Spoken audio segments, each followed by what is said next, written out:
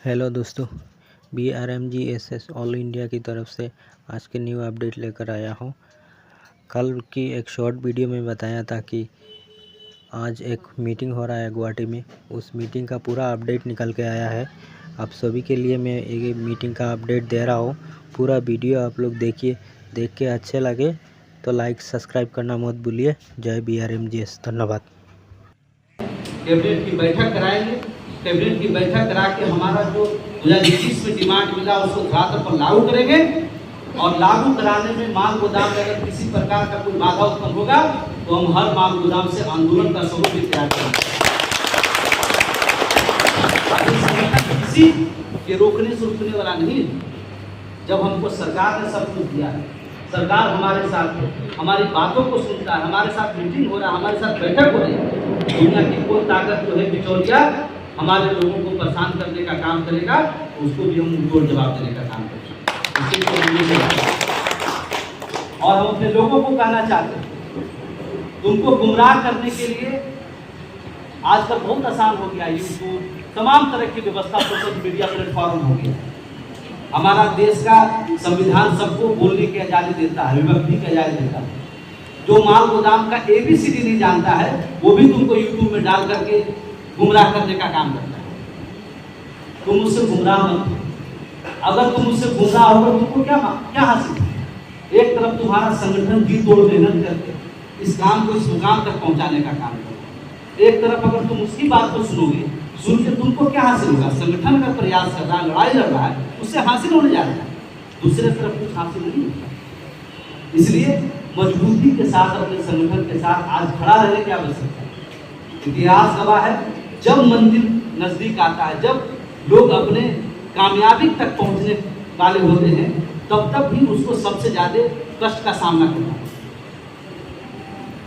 लेकिन मुझे पूरा विश्वास है हमारा सभी श्रमिक जो है पूरे आसाम का पूरा एकजुट है, एक साथ है और हम इसको बहुत जल्द अपनी कामयाबी का झंडा बुलंद करने वाले हैं।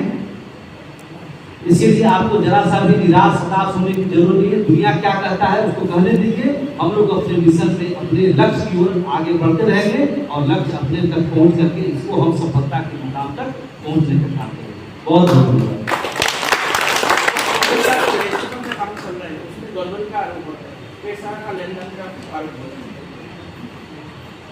श्रमिकों का जो रजिस्ट्रेशन है इस श्रम पोर्टल पर अगर आप बात करें तो वो CSC के माध्यम से पूरी तरह से निःशुल्क होता है। नीचे स्तर पर कोई व्यक्ति जाकर कुछ दे देता है, उससे हम गारंटी देते हैं कि हमारा संगठन की तरफ से इस श्रम पोर्टल पर रजिस्ट्रेशन कराना, कैंप लगा करना उसके लिए बिल्कुल नहीं, उसके लिए किसी प्रकार रजिस्ट्रेशन का पैसा नहीं लगता। हमारा संगठन का चंदा है, हम अपना वार्षिक चंदा अपने बैलों के हिसाब से लेते हैं। हम जब बड़ा कोई कार्यक्रम करते हैं तो अपने मजदूरों पर चंदा में उठाते हैं। जैसे आज ही हमने कार्यक्रम किया, इतने लोग यहाँ उपस्थित हुए और दुख हुआ, खाने की व्यवस्था हुई, तो जितने पदाधिकारी सब लोगों ने अपना डिस्ट्रीब्यूट कर दिया। कोई 2000, कोई 4000, कोई 1000, कोई मजदूरी आया, अभी यही आया तो 2000 रुपये उसमें दे रहे। सबके सहयोग से काम होता है। आप जानते हैं कोई भी संगठन, कोई भी पार्टी लड़ाई लड़ती है, काम करती है तो चंदा से ही चलती है ना, लेकिन कोई अलग नहीं। और ये जो बवंडर फैलाया जा रहा है इतना आप ही सोचिए ना, कोई माल गोदाम के मजदूर बनने के लिए 25 लाख 20 लाख देगा, इस तरह का बात फैलाने का काम कर रहा है। कोई दे सकता है, देगा कोई भी, लेकिन लोगों को गुमराह करना, लोगों को बदनाम करना, कैसे इसका मिशन फेल हो जाए।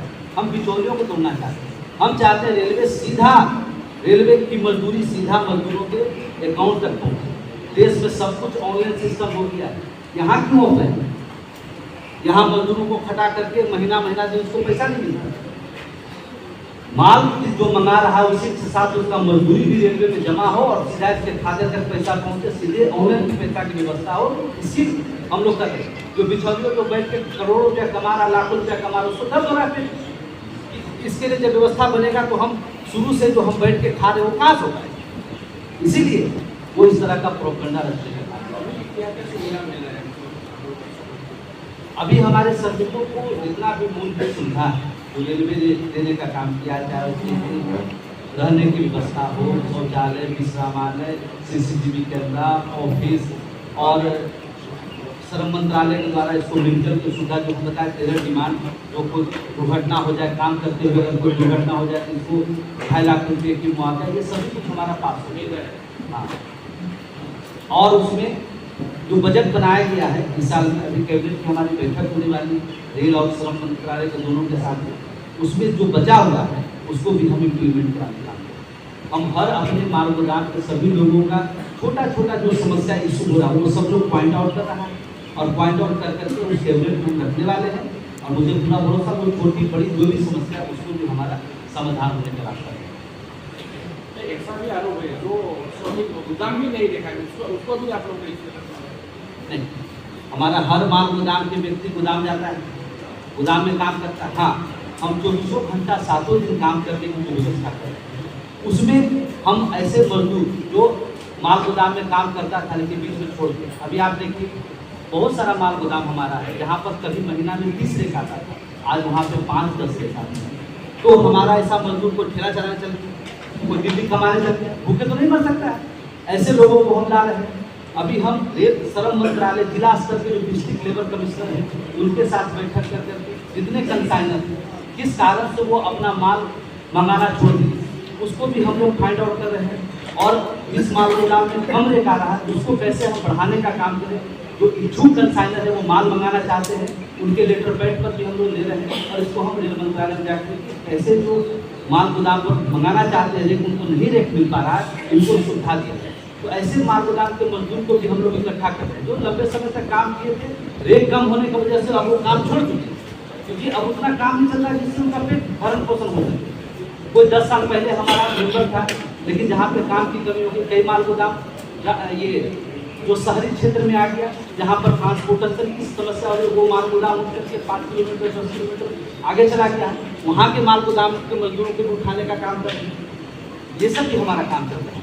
और अगर किसी माल गोदाम में 400 लेबर काम कर रहा है और वहाँ पर कल नोटिफाई हो गया कि 24 घंटा यहाँ काम चलेगी, वहाँ कम से कम तो 1200, 1000, 800 लेबर चाहिए कि नहीं चाहिए। एक आदमी 24 घंटा तो नहीं काम कर सकता है, रात के समय जब रेक आएगा तो दूसरा मजदूर वहाँ जाके काम करेगा। ये व्यवस्था भी हम लोग कर रहे हैं और उसके साथ हम लेबर कमिश्नर के साथ बैठक करके कोई लिस्ट को अप्रूव करा के रेलवे को भेज रहे हैं और रेलवे के माध्यम से अप्रूव हो जा रहा है ताकि उसमें कोई बाहरी आदमी घुसने का काम नहीं।